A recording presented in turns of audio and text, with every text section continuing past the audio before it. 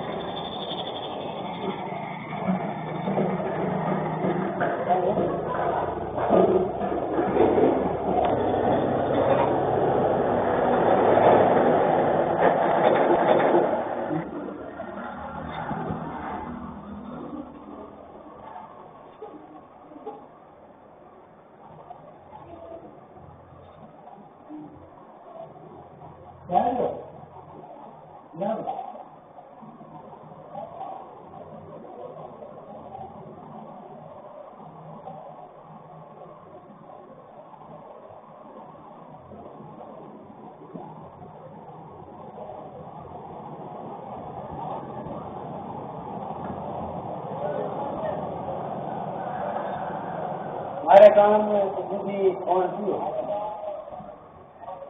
हमारे ऐसा कह दीजिए इनका मानना है कि कैसे दोबारा चिंता रहेगा, अगर मुझे चिंता है गाली में फोन करके देखो, आज माने पे कभी फोन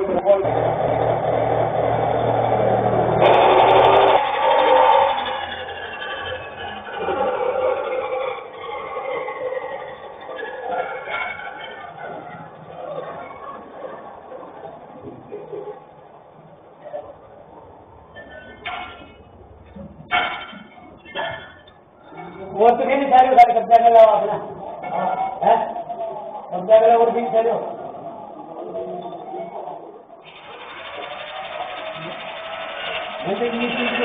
दुकान में खाना